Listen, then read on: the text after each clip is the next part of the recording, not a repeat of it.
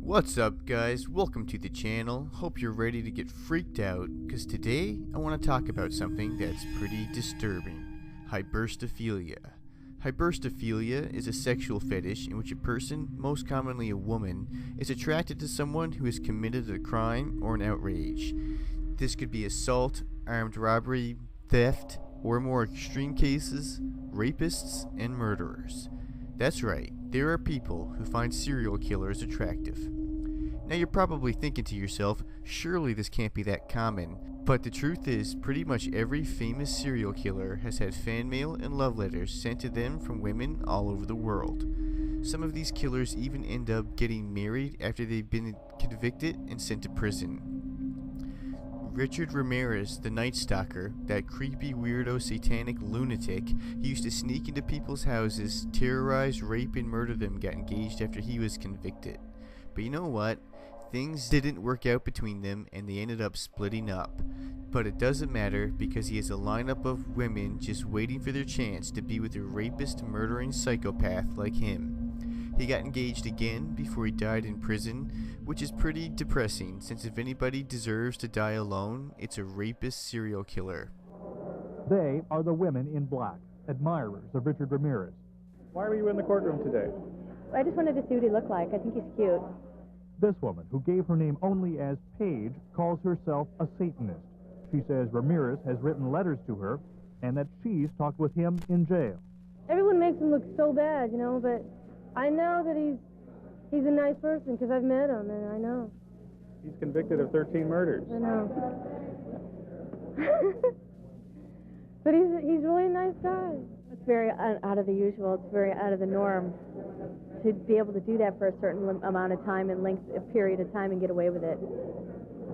Especially the outrageousness of it.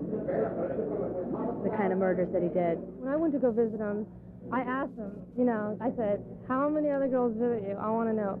And he kind of laughed and said, there's 2, but I already know them, and I've known them for a while, and they're just like acquaintances, and, you know, kind of, you know, make me think that and believe like I was like the only one that he liked that was visiting him. Their attraction may be difficult to explain, but from Los Angeles to San Francisco, they stalk Ramirez whenever he appears in a courtroom. How do you respond to people who are going to think you're crazy for this? I'll just say that they just don't understand. In San Francisco, Chuck Coppola.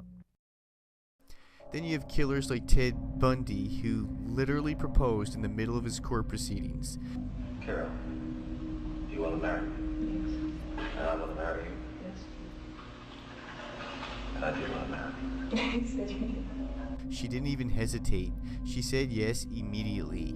Carol Ann Boone got married to Ted Bundy and had his child, even though they weren't supposed to be fucking, and Rose Bundy was born. Interesting, he had a daughter. I wonder how he would feel if someone treated his daughter like he has treated so many other people's daughters.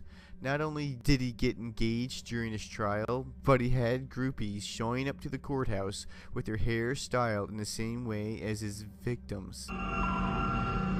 In 1979, Bundy's trial became a public spectacle. Lovesick groupies showed up in court, desperate to attract attention. There was an assumption about Ted's victims that they all wore their hair long, parted in the middle, and wore hoop earrings. So women would come to court with their hair parted in the middle, wearing hoop earrings. A couple of them even dyed their hair the right kind of brown, so they wanted to appeal to Ted. These are very troubled women who are in a fantasy world. They've created a fantasy out of their relationship with this man or their imagined relationship with him. Bundy married one of his admirers before a jury found him guilty and sentenced him to death. Which is completely fucked. Not only is that incredibly disrespectful, but it just makes you look like a bunch of crazy bitches.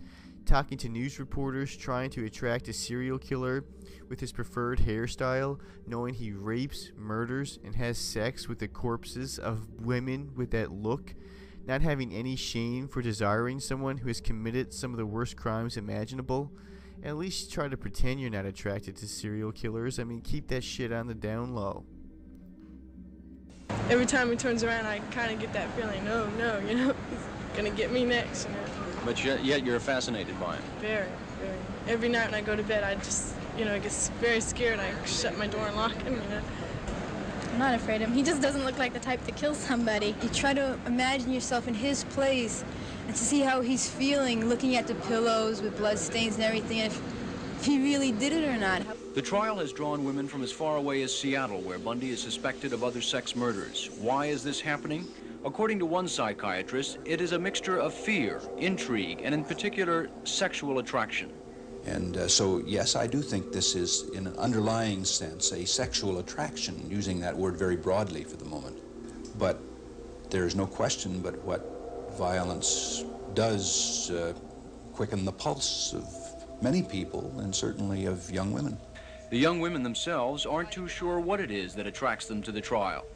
Are you a little scared when you look at him? Yes, it scares me to be in the same room with him, but I know there's other people in there, so. Why do you do it? I don't know. So why do certain people find other people who commit the worst crimes against humanity so attractive? Well, some people think certain hybristophiliacs want to become famous from associating themselves with serial killers and simply leeching off their fame. Many wives of serial killers have written books and gotten movie deals and become quite famous themselves. Some women think there's a scared, afraid child inside the killer that can be nurtured, healed, and changed. Some women also like guys who are assholes or dangerous to other people, but not to them. It makes them feel special. It also puts them in a powerful position in the relationship.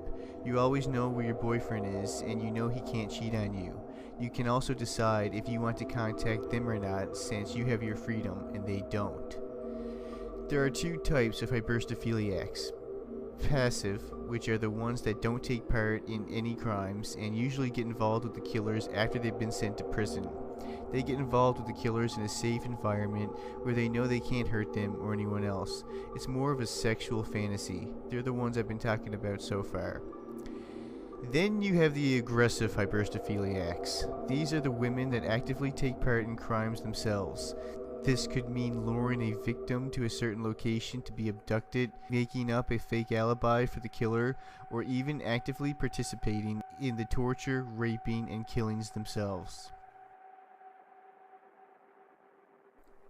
There have been quite a few serial killer couples throughout history. One of them was even named after this very fetish, the Bonnie and Clyde syndrome. Bonnie and Clyde met January 5th, 1930 at Clyde's friend's house. They both became smitten with each other, and many people believe Bonnie was genuinely in love with Clyde, the charismatic, handsome bad boy criminal who's been in prison. He swept her off her feet into this adventure of crime much more exciting than a regular boring life. They actively committed crimes together, such as robbery and murder, their bond and connection getting deeper as time went on. Truly a dark, macabre love story.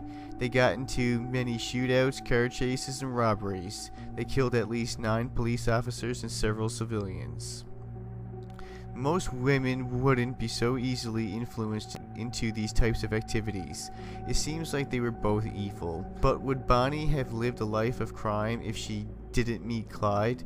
Or was she destined to find an evil lover? They really were a match made in hell. They both ended up getting riddled bullets in an ambush by the police who had been tracking them. Clyde's head exploded, and Bonnie's hand got blown off. They were both buried in separate cemeteries due to their family's wishes. Not quite Jack and Rose, but it made a pretty good movie. According to Narcissism 101, women equate forceful and aggressive men who are also charming to an ideal masculinity based on power and roughness. In addition, theorists have said that serial killer groupies may be responding to the overt manliness of a man who has done the most brutal act imaginable. That is, they may be equating this sort of violence with masculine strength and then seeking it as a way to bring such a male into their lives, for protection and for producing offspring with a good chance for survival. Thus, they're responding to a biological drive that they may not even be aware of. Many hybristophiliacs are everyday normal people. Teachers, nurses, housewives. Many of them have a history of violent relationships. Because of this, psychologists think these women enter these relationships as a way to redo their pasts. This time, the man is behind bars and they have all the power. Maybe they want a feeling of revenge or to feel powerful when they felt powerless. It's deeply psychological. Of course, serial killers don't love them back. They use them as tools and manipulate them. Ted Bundy probably married Carol Ann to manipulate her into possibly helping him escape in the future and impregnating her, spreading his seed. Well, there you have it. Even if you're a rapist and murderer, you'll still end up with a girl by your side. Probably many girls by your side, sending you fan mail and love letters, and you're still single. Pretty depressing. If you liked it, leave a like, share, and subscribe.